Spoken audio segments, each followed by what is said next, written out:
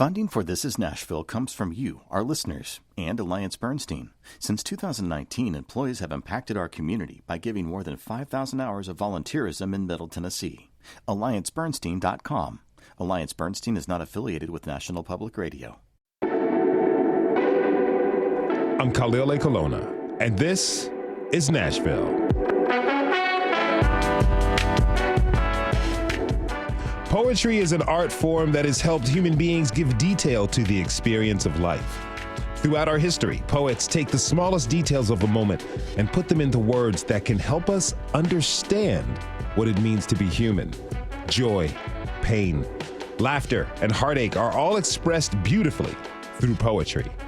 Spoken word is an oral performance of a poem that takes the passion on the page and transfers it to the voice, releasing meaning through the air and making it available to all those within earshot. The energy of a spoken word performance can be transformative. Here in Nashville, the passion of spoken word has been maintained by a few people who are dedicated not only to the words themselves, but to the community of people who share those words. My next guest is one such person. Imani Rama is the founder of Soul Food Poetry Cafe, which holds events at City Winery, and she joins me now. Imani, thank you for being here. Welcome to This Is Nashville. Thank you. Thank you. I loved your definition of poetry and spoken word. Yes.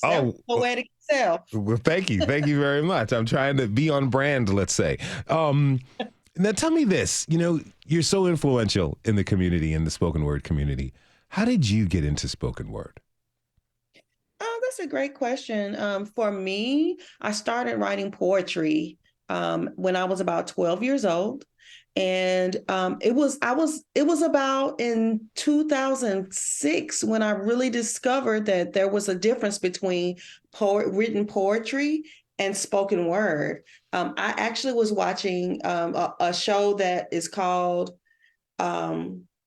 Deaf Poetry Jam. I remember that. Remember, it was like Deaf Comedy Jam, and then Deaf Poetry came out of HBO. And I was watching that, and that's when I discovered, wow, the difference between poetry and spoken word. And I want to get into spoken word. I want to take my poetry and turn my pieces into spoken word pieces. And that blew me away when I first witnessed that. Okay, so who were some of your influences during that time? So some of my influences include Emerald Green, who actually has featured on my show last November. She's a HBO deaf poet. Georgia Me. Actually, Kanye West was on Deaf Poetry Jam, if you can remember. I really love Black Ice. And I really, going back to my first influences, Maya Angelou was one of my favorite poets growing up. Mm-hmm. Now, a lot of people have different definitions for art forms, which I really appreciate because that means it's something personal to them and they define it in their own way as they go through it and attempting to master the craft, or at least in the appreciation of it. How would you define spoken word? So for me, spoken word is performance poetry, taking the poems off the page and bringing them to the stage. Is there a particular energy that one has to have when they're doing spoken word? Absolutely. It's almost like a performance of a soliloquy or a one-woman show. When I'm on stage, I have arm movement. My volume of my voice can rise and fall.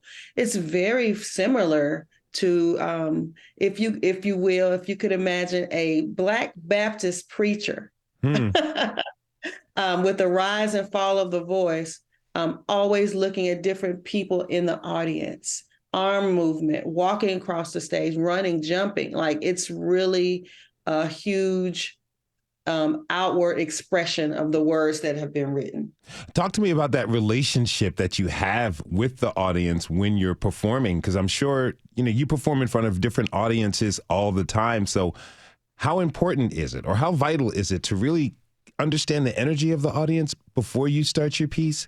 And as you're reciting your piece, how do you work with that changing energy as the audience is kind of responding to what you've just said, but also you are anticipating the next line. Talk to me about that relationship. Well, it's funny that you say that because at the City Winery, I always start the night with, how are you doing? Let me hear your energy. Like the energy from the audience is of utmost importance. If the audience is dry, you've got to bring your energy up yourself. But if the audience is hype and excited, they take you to the next level. There is a very close relationship to the artist and the audience. And when I'm performing or when I'm practicing, I don't have that audience. And sometimes when the audience is hype, I might change the inflection. I might repeat, they might ask me to rewind and I repeat a line, that type of thing. So the audience energy it's like we're in sync with the audience. And when if an audience isn't feeling you, maybe I need to do something different. Maybe you need to speak louder. Maybe you need to calm down so they can hear you better. Like, it's very much a relationship. That's a good call out and a great question. That it's very visceral, Very visceral. As I think about it, you are responding, you are in the moment. Have you ever had a moment where you kind of get choked up? You forgot a word, you forgot a line, or you got caught up on a particular emotion as you were performing? Absolutely. And all of my poems are really personal, and the best poets tell pieces of their lives. And sometimes you can get choked up, and your audience will be patient with you and give you a chance to get it together and say, things like, come on, you got this, that type of thing. And that's when you got them, when they even will allow you to quote unquote miss a line or what someone might think is messing up, but you're so emotionally involved in what you're saying, maybe you will get choked up. I've forgotten a line before and made up a different line. Sometimes according to my audience, I might have to change the words. When I see who's there, I might have to flip the words around. I might have to be more passionate, less passionate. Like, you got to be very aware. When reading the room is very important to a spoken word artist. So the audience isn't there looking for perfection so much as they're looking for authenticity. You're absolutely right. And I've seen poetry audience have even more grace. There's when I first started the Soul Food Poetry Cafe, it was an open mic situation. And, I might introduce someone. For example, Alexis Wolf came to the Soul Food Poetry Cafe. We call it a virgin on the mic, the first time performing in front of the audience. If the audience knows that, they give you grace, they give you patience, they give you encouragement, because standing in front of people, they say, is the scariest thing to do. Public speaking is the scariest thing to do. Now, you mentioned Soul Food Poetry Cafe that you founded. Currently, it holds events at City Winery. You mentioned briefly that you founded it and started it as an open mic. But talk to me about how and why you started this collective. Sure. So for me, here's what happened. After watching, when I mentioned earlier, Def Poetry Jam, I'm like, I want to find a place where I can do this. So I'd heard about the legendary Kijiji's. That was the open mic spot for all the legendary poets that come through Nashville. I went there. A friend of mine went there on a Friday night to perform. For the first time, I had my little piece memorized, and I was ready to take that shot to do it for the first time. And the door was closed. The Kijiji's Coffee House had closed permanently the day that I went. It was in late October of 2006, and it was closed. So my friend said, "Hey, let's start our own open mic." And I was like, "What? Okay, let's do it." And on February 2nd of 2007, that was the very first night of the Soul Food Poetry Cafe. And it was birthed behind wanting to provide a stage and a mic for people who want to do spoken word. Because at that point, Kijiji's was the only place to go. So you start Soul Food Poetry Cafe, February 2007. Beginning initially only open mic, folks. We fast forward all the way to 2023. You're at the City Winery. Hundreds of people are there to see it, and you're booking guests. You're booking poets who are nationally famous. Two questions for you. One, how does it feel to go from something that was a passion to something now that is now an institution? And also, do you still give shots to kind of rookie and newbie spoken word artists? It feels phenomenal. The first night we had 30, I always say on stage, we went from 30 people to 300 people. There's 314 seats downstairs at the City Winery, and normally we fill them all in advance of the show. Regularly, we do ask, people are already on the list waiting to see what our 2024 calendar looks like, a professional poet. Now, here's the thing. The City Winery is a big stage. There's about 12 different locations around the country, and it's a big deal to perform on the City Winery stage. There's been times, however, when other poets reach out and say, hey, have you heard this poet? Have you heard that poet? You ought to get them to come out. They're fairly new, but they're dope. For example, that happened to me. A friend of mine reached out about a poet named Wisdom Way. I never heard Wisdom before. In fact, I actually live in Atlanta now. So I'm not on who the newcomers, up and coming newbies are on the scene. So I do rely on some of my peers to give me the who have that bird's eye view on who those up and coming people are. So he was like, hey, you got to check her out. I reached out to her. She spit for me on the phone, and I said, I'm going to give you a shot. And the next show, she had an opportunity to perform, and the audience loved her. Shout out to Wisdom Way, my girl, who's now featuring at different spots around the city since she hit the stage at the City Winery for Soul Food Portrait Cafe. From auditioning over the phone to featuring at places, it's really remarkable. Now, okay, so you started this institution here in Nashville, but you live in Atlanta, and you talked about how much you rely upon the community here in Nashville to give you a heads up on who's emerging and some of the up and coming artists. So what tell me this, what does it mean to the spoken word community here in Nashville? How are they connected? How do they form community out here? So my very last show was this past Saturday. And because the Soul Food Portrait Cafe has exploded into more of I have a live band, a 12-piece band with vocalists, and as well as the professional poets. And I'm not saying we're on a different level, but it's not an open mic anymore. So what I did was this last weekend is I paid homage to the organizations and poets that's actually keeping the spoken word open mic scene alive and well. Because that's not where we are with it anymore. Who are some of those folks who are working? All right. Well, first of all, I want to give a shout out to Emerald Green. Even though she is based out of Chicago, we honored her because of her organization called the Sandwich Ministry that provides food, clothing, meals to underprivileged neighborhoods in Chicago. So I just wanted to get that out of the way. That was very important for me to give a shout out to her for that, because she funds it totally from her poetry events she has in Chicago.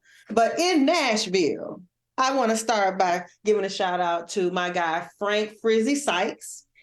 His open mic show is called Poets Underground. It's every Thursday at a venue in Nashville called Island Vibes in the Antioch area. That's one of the people. Of course, I want to give a shout out to Po Boys and Poets. There's a poet named Black Atticus that actually started Po Boys and Poets in Knoxville. And then when he moved to Nashville, he carried that baton down to us here. And they have shows regularly. And they also have virtual shows as well. Another person that we honored was Cameron Mitchell and Free Fire. Free Fire has been traveling all over the country, presenting the art of spoken word to people all over. He's actually an actor laureate and a poet laureate. So he's really doing his thing. And then And then on top of that, we honor two different poets. One is a veteran poet in the game, Chaos. Shout out to Chaos, No BS Thomas. And then we also paid homage to Alexis Wolf. So between Po' Boys and Poets Underground, and also a really special shout out to an organization that exposes spoken word to students around our public high schools, and that's Southern Word. All right. Well, stick with us through the break. When we come back, we're going to have Alexis Wolf and a representative from Southern Word join us. Let's take a break right now. Funding for This Is Nashville comes from you, our listeners, and Music City Prep Clinic, Nashville-based provider for PrEP and offering comprehensive sexual health services in an environment designed to be safe, professional, and shame-free. Learn more at musiccityprep.org. I'm Khalil A. Colonna, and this is Nashville.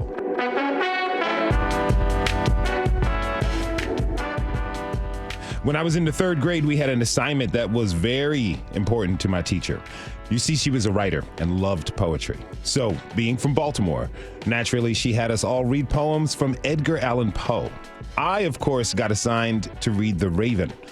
I wasn't very excited about that, but in staying with my personality, I took the opportunity to address a crowd by spicing it up a bit. As I recited the poem, I flapped my arms around like a bird. My classmates, thoroughly entertained. My teacher, not so much. I bring up that story because I began to look at poetry and the performance of poetry differently after that day. Not only I didn't really get deeper into poetry in a sense, but I did find a new respect for it. Poetry, spoken word, and education are quite the unit. Students become connected with their own voice and their words as they find meaning in their young lives. My next guests are not only spoken word artists, but they're educators as well. I'd like to welcome Sean Witzel, member of Southern Word, and Alexis Wolf, spoken word poet, to This Is Nashville. Thanks to you both for being with us today. Thanks for having me. Thank you for allowing us to be here. Awesome. Okay, so Sean, tell us a little bit about Southern Word. What do you all do there? So Southern Word is a really cool nonprofit organization that's been in the city for 15 years. We specialize in poetry and spoken word, and even beyond that with music and even fiction writing. We place writing and music mentors in schools, in community spaces. We do work with all types of young people and even adults, and we give them the tools needed in order to not transform them into poets, even though that does happen, but just to give them the tools they need to use their voice, to be able to speak truth to power, to change the world around them. What age group of students do you work with normally? I mean, typically our base is high school, but we've done work with middle school. We've done work even with elementary school kids. Talk to me about the environment, like when you walk into a high school classroom for the first time. You know, you have kids. I'm sure you have kids who signed up who are excited for it, and you have kids who were, in some cases, forced to be there. What's that environment like as you're kind of trying to win them all over? So we do residencies where we take over English classes, and we also have clubs. With clubs, it's typically young people that have signed up for it, so they know what to expect. They, in most cases, they've already had exposure to the organization. With the residencies, we've been in some schools for years, so some kids are familiar with us. Sometimes, a lot of times, we're walking into classrooms with new students, and they haven't signed up. They might have gotten a heads up from their teacher that that's what they're going to be doing. And it varies from school to school, actually. You know, some schools are, you know, the young people are very gung-ho and they're very ready to jump into it. And some of them need some convincing, but we have our ways of pulling young people in and engaging them. We're in over 7,000, we impact over 7,000 students a year. Wow. We're in about 40 schools. So I think that we are making our impact with young people, and we know how to win them over. And you don't win every single person, but we got a pretty good record, I think. Mm-hmm. Yeah. Now, you mentioned that you also work with adult populations as well. Absolutely. Right before I was here, I was at Vanderbilt Psych Hospital working with adults. We do work on college campuses as well, so we have clubs, and sometimes we do residencies or one-offs in some classrooms, but we also do one of the things I do is writing mentorship, which has nothing to do with spoken word. It's just helping the students at TSU and Nashville State with just writing their academic papers. And I'll take that back. I can't say it has nothing to do with spoken word because I'm often there to bring a creative spin, help them think outside the box. So I do use that creativity in that work as well. Now, Alexis, you're also an educator. Yes, I am. You teach elementary school, right? I teach pre-K. I teach kindergarten. Okay. Tell me, how do you use spoken word in those settings? I get my point across very creatively. Actually, there are times where I am being serious and my students just think I am the silliest thing ever, so that works. Okay. I advocate for my students to be outspoken, to utilize their words to get their point across. I found that just reduces a lot of the behavior issues that they might have. They're at that age where they're still trying to make sense of their own feelings. And so me having the gift of words, being able to articulate those things, promote that type of environment in my classroom where they are speaking even though they're 3, 4, 5, 6, they speak very well. Their parents communicate to me how, they say things at home and it's like, yeah, that's Miss Alexis Wolf all day. So just me being how I am, poetically speaking, has definitely impacted my students in the way they speak and approach things from a more creative, imaginative space. I like that. You're working with pre-K 5-year-olds and just kindergartners. They're still learning words. Yeah, they are. Yet you're teaching them how to use the words that they have and grasp and what have you. Mm-hmm. Have you seen like personality changes in any of the kids? I have. So my ultimate goal is to not reduce their personalities in any capacity, but just to, navigate the energy, teaching them time and place.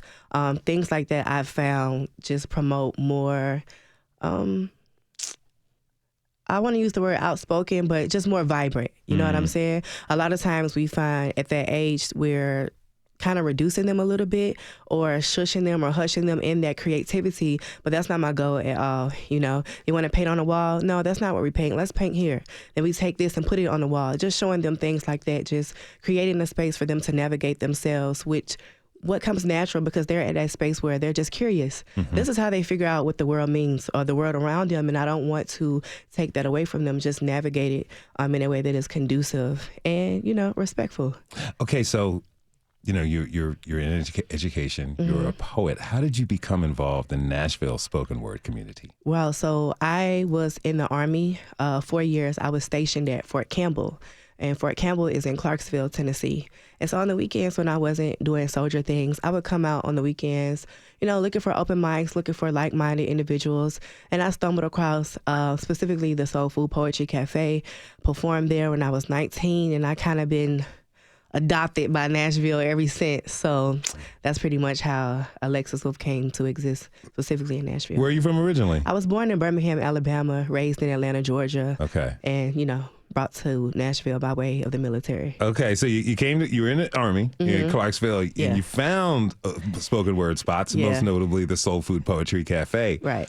But in your younger years, what was your first exposure to spoken word? Well, so I had this teacher, English teacher, Miss Michelle Carney. I just was a student that was kind of advanced, really didn't feel challenged in the curriculum. And I used to do things like drawing when it was time to take tests. My teachers were like, check your test, make sure it's correct. I'm like, I did. All of it is right. There was a time where she just had it with me. She took my notebook. She ended up reading the things that I had in my notebook and was like, this is good, but don't write nowhere in my class. So then the next week, she brought to my attention a scholarship. And she told me that she was going to enter me in a scholarship, that I was going to win. And when Miss Carney tells you something, you get it done. Okay. Yes, ma'am. So I ended up writing a poem in like 3 days. We entered it into the scholarship, and I won. And the rest is history. The rest is history. Thanks to Miss Courtney. Miss Carney. Miss Carney. Yes. Yes, indeed. So it was a natural fit for you. It was. Okay, but some people really don't like being in the spotlight. Mm-hmm. When you're doing spoken word, you're up there. Yeah. You are sharing deep, personal thoughts, ideas with this crowd of strangers. Mm-hmm. To me, there's really something beautiful about that. You can let go and release something for anyone to hear. Describe to me what it's like from when you're up there on stage performing for people. For me, it's a spiritual experience. Now, I do experience a little bit of nervousness, anxiety. Before I was talking to my manager, Berto. I said, Berto, I don't know what's going on, but I'm nervous. And I step on the stage, I open my mouth, completely eradicated, and I love being able to utilize my words to tell a story that others share. Even if they don't understand it from having experienced it, they appreciate the words of it. They appreciate the performance of it. And so when I'm out there on that stage, I feel grand. I feel big. I feel unstoppable.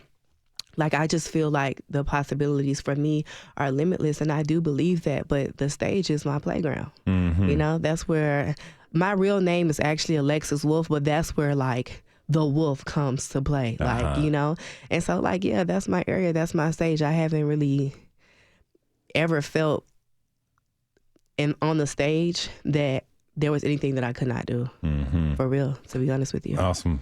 Sean, what's it like for you when you're performing? What's that experience like?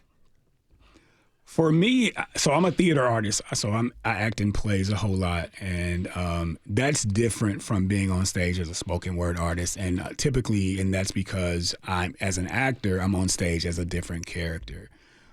As a spoken word artist, I'm on stage as myself.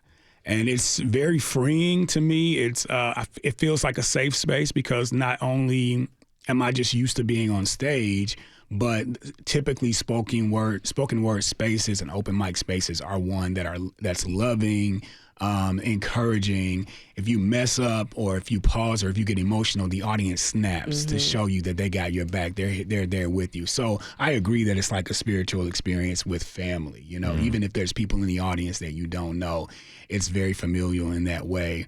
And so it's a great experience. I don't get on stage nearly enough as much as I want to, as much as I did when I was a little younger in the game. So what's the community, the spoken word community in Nashville? What's it like?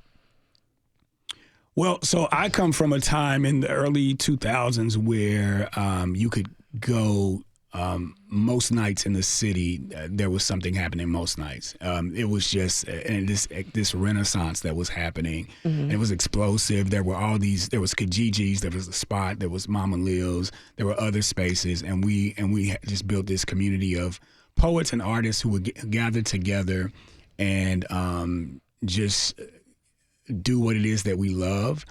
And you would be inspired by other people. And it was very much like a village. And that time has a specific identity. Nothing stays the same. So as some of us have gotten older, and some of us have taken our experience at open mics and parlay them into other things, and there's a new generation coming up. The cool thing about Southern Word is that in those early 2000s, we didn't have this youth organization literally developing poets. And so the scene looks a little bit different now, but it's cool because we are meeting poets at a younger age now. Back then we were like in college or our early 20s, mid 20s. Now you're seeing a scene of ninth graders, 10th graders, high school poets that are not only performing at open mics, but they're competing in slams. They're traveling across the country. At Southern Word, we send a team to go compete at Brave New Voices every year, and they are in San Francisco or DC or wherever Brave New Voices is, and they're competing with young people from all over the world. So that's like a cool thing that's different. When I lived in Albuquerque, New Mexico, I worked with several students who, for years, would go to Brave New Voices, and I know how important that is to them. It was wonderful to see them prepare, the passion and the energy and the pride that they took in representing their city or their town on this national stage. Now, Imani Rama, founder of Soul Food Poetry Cafe, is still with us. Imani, you were talking about how you discovered or gave Alexis an opportunity to be on stage. And you see where she's taken it now. Did you expect to be taking on a mentorship role when you initially started the Soul Food Poetry Cafe? So that's a great question, because my goal was to provide a stage.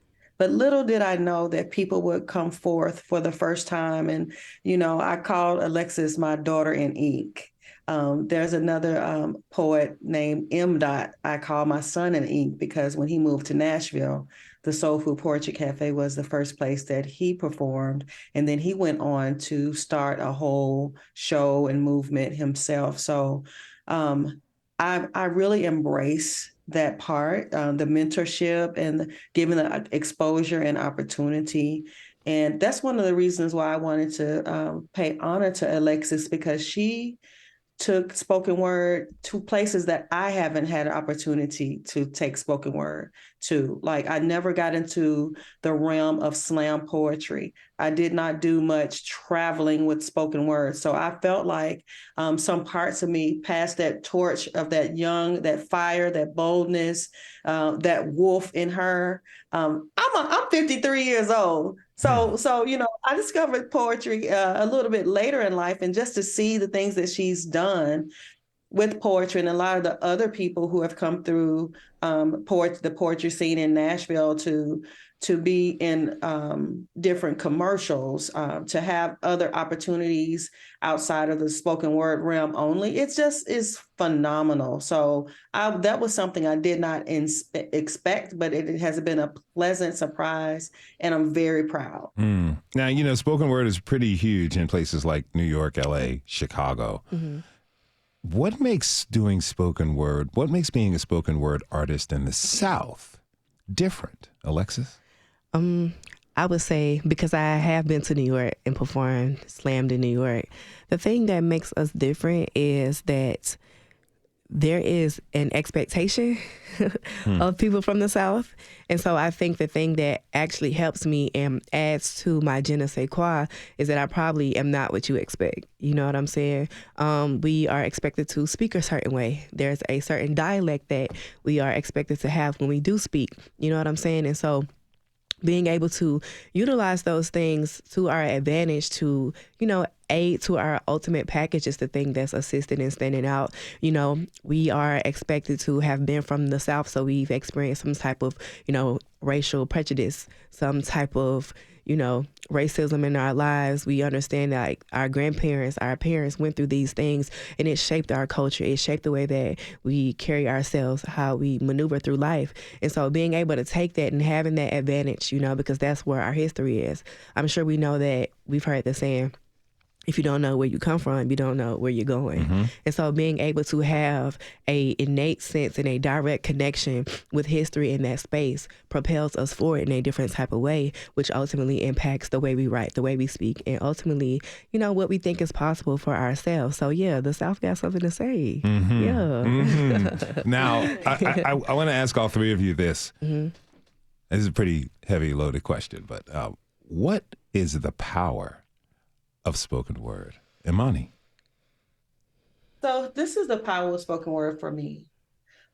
This past Thursday night, I was asked to be a part of a jazz and poetry event to commemorate the 70th anniversary of the Upper Room, a religious organization in Nashville.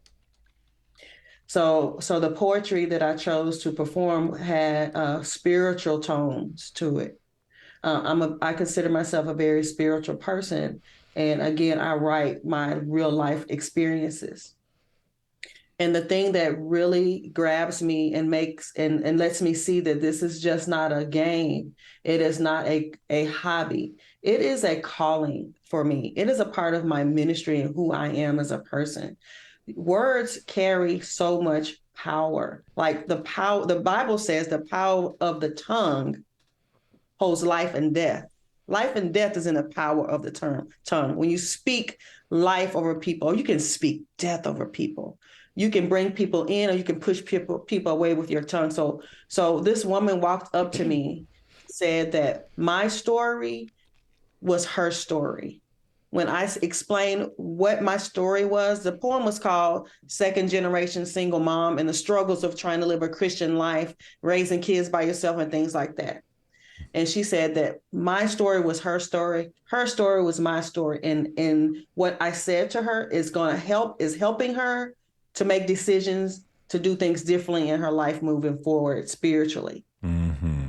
Char? That's why I perform poetry, because of the power of the spoken word. Yeah, that's beautiful. Sean?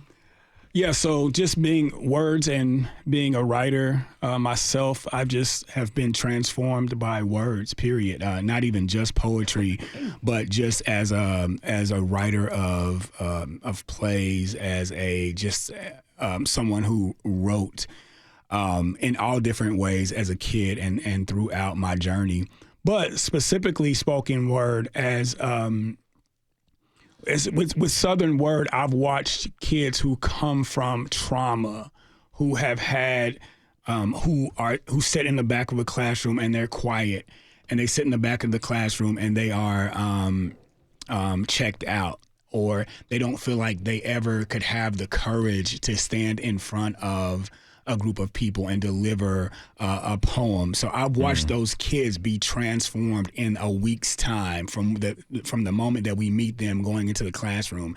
And they're misunderstood because they're dealing with all these things that's going on at home or whatever could be happening in their neighborhood or in their lives. And then we read them and we look at them, society, I should say, looks at them as like kids who are troublemakers. But when you begin to peel back those layers, you find out, well, this kid didn't get to sleep last night, And so giving them the tools and the platform, not to just write, but just also to present and to watch them use those things and get on a stage.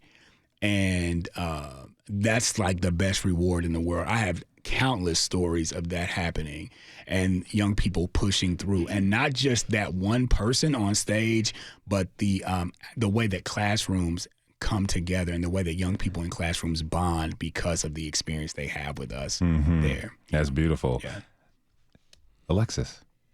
And poetry is ultimately the thing that I credit to having saved my life. I wasn't expecting to be looked at or perceived as a trailblazer or iconic in anything. I was really just trying to express myself and the gift of words. Even in the Bible it says, in the beginning was the Word, and the Word was with God, and the Word was God. So as poets, we possess that God particle. You understand? And so that's nothing that I take lightly. I leave stages and then people are DMing me, even if they're too nervous to say anything to me in person. They DM me and they tell me, how my words have moved them, how I'm telling their story in maybe a way that they didn't have the capacity to articulate. You know what I'm saying? And so poetry, I'm always refer to it as a spiritual experience just because of what it takes. I've had to perform pieces where I wasn't maybe in that space of heartbreak, but having to empathize with that again, to convey that again, feel that again, you know what I'm saying? And so we have the ability to encapsulate moments of time with the poetry. We know what happened before us because of poets like James Baldwin and Maya Angelou that encapsulated that and allowed us to understand what was taking place at that time period. Renaissances do not happen without poets, and we possess the God particle, the gift of words. And so I feel like that's one of the greatest gifts that God has given me next to my breath. So, All right. So we're going to hear some of your poems, some of your work when we come back. All right. When we come back, we're going to hear some performances from our guests, and we continue to explore the spoken word community here in Nashville. You can join the conversation by tweeting us at This Is Nashville. We'll be right back. I'm Khalil Colonna, and this is Nashville. We've been exploring the spoken word community here in our city. Now, before the break, we learned about the efforts to incorporate spoken word into education. We also talked about the power of the spoken word. Now we're going to hear some of the performances for ourselves. My guests are Imani Rama. She's the founder of Soul Food Poetry Cafe. Sean Witzel is a member of Southern Word, and Alexis Wolf is an educator and spoken word poet. All right, we're going to hear some of your work. Sean, what are you going to share with us? So I'm going to share this piece. It's taken from a one-man show that I have called 23-1. 23-1 is the number. 23 represents the number of hours that a person can legally be put in solitary confinement versus the 1 hour of rec time. And so this piece that I wrote is from the perspective of a prison cell. So the prison cell is personified and speaking to and about the man who is in prison. Okay. Let's go, poet. Welcome and good evening I've been patiently awaiting your arrival. It has been a long time coming. I've watched you from afar, counting down the days when fate would take it upon herself to seductively whisper my name in your ear and introduce the two of us, unacquainted soulmates, destined to co-occupy this sacred space, you inside of me, we becoming one, existing together. See, I need you to survive. You are the biggest piece of my identity. Without you, I am purpose lost, but I digress. Pardon my haste. I know we just met, but I have a tendency to put the cart before the horse. I take it my servants greeted you properly like the star you are, opening the white car door for you and helping you into the back seat, lights flashing like you're surrounded by paparazzi, driving you for miles along the scenic route, October sun piercing through the glass of your closed window, shining ever so gently on your innocent face, as you slowly discover the beauty in dying yellow, orange, and brown leaves leaping off diving board branches into pools of grass, longing to touch green again. I presume my staff escorted you through the high, sparkling metal gates that surround us, relieved you of your burdensome possessions, and adorned you with the finest of orange fabric that complements your beautiful mahogany skin, and a new pair of comfortable slippers, then taking stunning portraits of you, front, side, before bringing you to me. So, how do I look? Smaller than you imagine, I often get that. A little plain, I see that. Maybe you can help me spice things up a bit, adding your own personal touches. Pardon my wide eyes placed deeply upon you, but I can't help myself. You are all I ever dreamed of and more. Young, black, strong, intelligent, business savvy. I find your overflowing confidence extremely sexy. But the scent arising from the brown of your skin reeks with fear. Transparency. I see right through you. Forgive me, where are my manners? Please make yourself at home. Have a seat. You're going to be here for a while. An extended vacation. You'll have lots of time to relax and think. Wow. That's pretty heavy. Yeah, we're going to finger snap on that one. Thank you. I like the approach as if it's meeting someone at a bar, kind of like coming on, hitting, approaching the flirtatious, seductive vibe of the solitary confinement cell. Yeah, that talks about the how seductive crime can be, but not seductive the consequences. Yeah. Thank you very much for sharing that piece. Very powerful. Thank you. Alexis, what are you going to share with us? I was thinking if I'm going to do this one for my students or the domestic violence awareness poem that I wrote. I'm leaning more toward both. I'm going to pick one. So this poem, I wrote this piece. It's called Tina Turner with the Jump Shot. And it is a piece that I wrote pondering the double entendre between basketball, the idea of taking a charge versus how we feel a little bit of an inclination to pervert the sense of loyalty that we experience in love and loyalty from being in environments that we like to refer to as the hood. The person that transgressed me in this way was also a basketball player. So I utilized basketball terminology to tell this story. Okay. And this piece got me 5 best in the world. So yeah, let's hear it. And the boy playing basketball at my local recreation center say, "Smile. You too pretty to be looking so mean. I guess all that taking charges for men got me feeling defensive. I know firsthand what it looked like to block a man's shot but then be blocked, then unblocked, but still let him come home just to lay up, but ain't I MVP? How I remained available for every jail call, yet never received one for the altar. How many times did I put money on his books when he wouldn't even put none on mine for my tuition? Dang, I should have listened to mine.